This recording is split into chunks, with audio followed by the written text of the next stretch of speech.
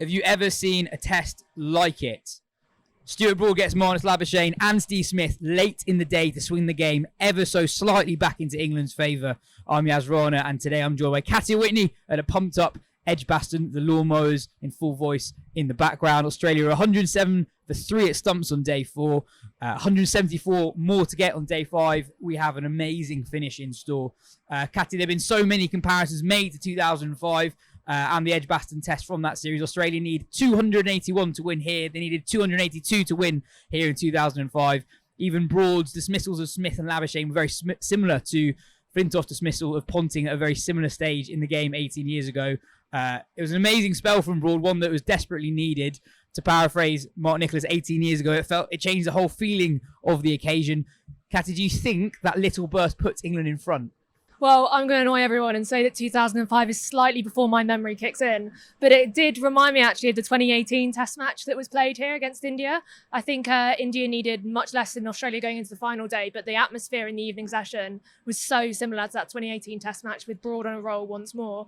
Yeah, absolutely. That final spell, it was just incredible, wasn't it? Like, you know, you could hear the roar and Broad was pumped and, you know, they were doing with their hands trying to get the crowd going as they always do. And yeah, to get the number 1 and number 2 batters in the world out late in the evening session with still 170 runs to get, it's huge, isn't it? A number 1 batter who's only got 1 away 100, which I think might be a stat that comes to the fore more and more as the series progresses. Omar Chowdhury on Twitter put up this thing at the end of play yesterday saying that the favourite, according to bookmakers, changed 7 times in the first 3 days, and I think it must have done a couple of more times today, and I really can't remember a test like it, especially where you've got such contrasting styles. And on Broad in particular, I find it amazing how his game rises for the Ashes. Before the series, when we were picking our hypothetical England 11s for the first test matches, most of us, I think for the weekly pod we did before it, all of us had Broad out of the side, but he really feeds off the whole Ashes energy. He's got a better career Ashes record than Anderson, for example, and it's, you know, we watched a lot of Broad over the last few years, and I think this is the best he's bowled in ages. He's had some very good spells, but I don't think over the course of an entire test match he's had a game as good as this for a really long time. Yeah, it's built for him, isn't it? He's such a big match player. I'm going to make a fairly naff analogy with Ian Poulter and the Ryder Cup. Yeah. You know, that's made for Ian Poulter. Genuinely. The Ashes is made for Stuart Broad. He thrives off that energy, and he had the crowd in the palm of his hands today. And when he's got 20,000 people in his pocket behind him ready to go at Australia, who he's had so much history with, he's obviously going to bowl the best he's ever bowled, you know. And when Jimmy slightly off the mark in this test match, he's really had to stand up and do it. So it's a really good time for him to do it. And Stuart Broad and Ashes, it's a match made in heaven, really. So, and also I love that he obviously really leans into the pre-series chat, and he's got Smith and Labuschagne out 3 times this test match, all with balls dangled outside off stump, which he sort of telegraphed before the series. I mean, everyone was saying it on commentary about how much England needed that double strike. I was a bit worried by actually how easy it looked for Ollie Robinson and Jimmy Anderson with the bat. The pitch is still clearly pretty decent. No huge demons, but there's some inconsistent bounce today. That 12 from Jimmy, by the way, is his highest test score in 5 years. Kind of looking ahead to tomorrow, Smith and Labuschagne may be gone, but Khawaja is still in. Head, Green and Carey is still to come. Talking of Khawaja, how big do you think that moment was when pretty much first up he nicks one off Anderson and it flies straight through the gap between Bairstow and Root at keeper and first slip? Yeah, I think all our heads dropped, really, didn't they? You know, it's another drop from Bairstow, another missed chance from Bairstow in this test match, which is not ideal from someone who's displaced the best keeper in the world for a place in the side. But, you know, it's a tough ask to come back after so long not having any top class keeping and to come back on the biggest of stages and have that amount of pressure on you where every drop is going to count. So yeah, it was big. I think there'll be other opportunities tomorrow. I think it's spinning a lot. So I think there will be other opportunities to get Khawaja out. But on a pitch like that, you really only want to create 10 chances and take all 10. You don't want to have to create 12, 13, 14. So hopefully no more missed opportunities behind stumps tomorrow. And also it's one of the big differences between the two teams. Obviously the styles are completely different, but in terms of performance across the test match, Australia pretty much took every chance. They certainly didn't let a big chance go, and I think that's 5 now, four from Bairstow, and then the no ball to Khawaja with a second ball with a second new ball in the first innings as well. Going back all the way to the start of the day, I mean, I find watching England almost exhausting because they packed so much into it. They scored 93 runs before drinks first up. Joe Root tried to reverse scoop the first ball of the day when he was on naught. Stuart Broad said at the end of the day that was actually something they premeditated. And I was looking at the highlights, and when Root plays that reverse scoop, he has to premeditate it. He gets in position before the ball's released. So I kind of wonder whether or not Australia should be firing in more Yorkers to Root in particular, because he can only play that shot if he's totally confident of what kind of ball is going to be bowled. What did you make about England's approach with the bat in that first hour or so? No one got a 50 for England today. There were quite a few starts, but no one really kicked on. Yeah. Well, it's a good job Root scores so many runs off that reverse scoop, because if he gets out to it, he looks like a total idiot. But yeah, no, I actually thought that was really impressive what he did off the first few overs of the day. And we saw Australia put a man back so he couldn't play it anymore. But all that did was manoeuvre the field so he could then play through in front of the wicket and pick up runs that way. So it's actually really intelligent batting, because he knows he will score runs off that shot. And that they will have to take a fielder out so he can score runs elsewhere. It's almost like a one-day match where he's manipulating the field and they're plugging the gaps in the field, and he's always ahead of the game. But I thought England were interesting with the bat today. I think, to give them their credit, a lot of them got out to good balls. Pat Cummins' ball to Ollie Pope was amazing. Absolutely incredible.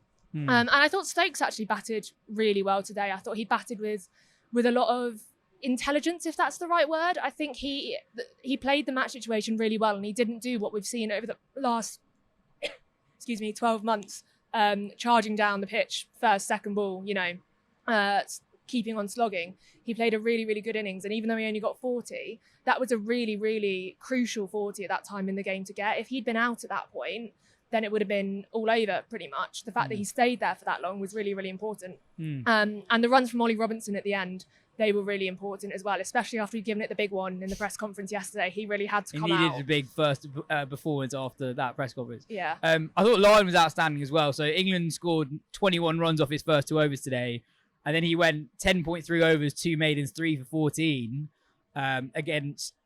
And he gets rid of Brook, Root and Bairstow. Given the way that England have attacked pretty much every spinner they've come across so far, it was brilliant. I thought the control he had, where they had men out, but he still wasn't conceding that many singles, bowling to a 6-3 onside field for a lot of it.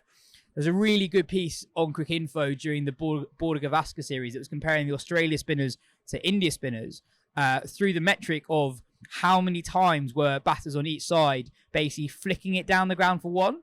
And basically the thinking there is to allow a batter to hit a flick for one. That's not a bad ball, but it's also not the perfect ball. And Lyon gave so little away. He didn't even give. He wasn't just not bowling 4 balls. He wasn't bowling 1 balls. And I think that's the first time I can really remember a spinner getting properly on top of England. Even when Nabrar Ahmed was running through England, they're still hitting him at 5 or 6s. So I thought, yeah, he's. You talk about how much it's turning. We don't know how much Moeen's going to be able to bowl tomorrow. And if you look at the 2 team selections, both sides left out their fastest bowler in Mitchell Starc and Mark Wood. I don't think either side was anticipating a pitch this slow and it's spinning this much. And that's really brought the spinner to the fore in a way you just don't really expect in a test match in England in the early summer at least. And Lyon, I think, has been absolutely outstanding across both innings. I know he didn't quite get the figures to show that in the first innings, but I think he got the figures that he deserved second time round. He's got 495 test wickets now. I don't think since the days of Warne and Muralitharan has there been an overseas spinner that has had this kind of influence on test matches here. Katya, I'm gonna finish the show just by asking you, what the hell do you think is gonna happen tomorrow?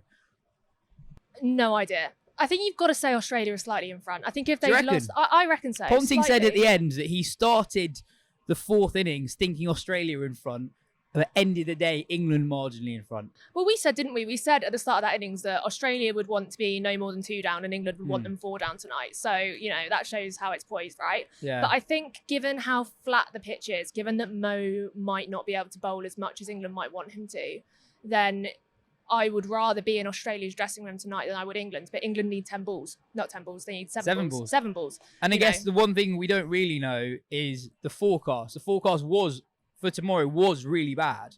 It's now much better, but it's still expected to have a little bit of rain around in the morning. Maybe not enough to delay the start of play, but it's certainly going to be cloudy and overcast at the start of the day. And we've seen the periods in the match so far where the ball's done the most and batting's been most difficult has been when there's been overhead assistance for the seamers. So that could be absolutely huge. I wonder how important Scott Boland's runs at the end of the day. England had probably the most attacking fields I've ever seen. So kind of whenever he got any sort of bat on it, he got runs.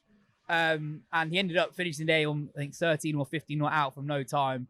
I wonder how important that will be come the end of tomorrow. Yeah, I mean, we saw yesterday, didn't we, when it was overcast, that England lost those wickets. And if Australia had come out in those situations, they would have lost 2 quick wickets as well. They were really, really tough to bat in. So if it is still overcast tomorrow, if we do get play, then it will be a really difficult task for Australia to come out and bat through that and score the runs they need. It was actually interesting to listen to Broad in the press conference. He said that if Australia come out and block it, there's very few ways he can see getting them out, and that England need them to come out and attack it. So it'll be interesting if we do lose a session and a half, 2 sessions tomorrow, what Australia decide to do. Do they come out and try and attack it? Is that carrot of going 1-0 up enough to entice them to give it a go? Or will they prioritise not losing and going for that draw? We know what approach England would take, but it comes down to what Australia take now, which I think will be so interesting. I mean, we could be in for a historically epic final day at Edgbaston. The 2023 men's Ashes has certainly lived up to the hype so far. Here's hoping it continues to do so on the final day tomorrow. We'll be back after it's all said and done.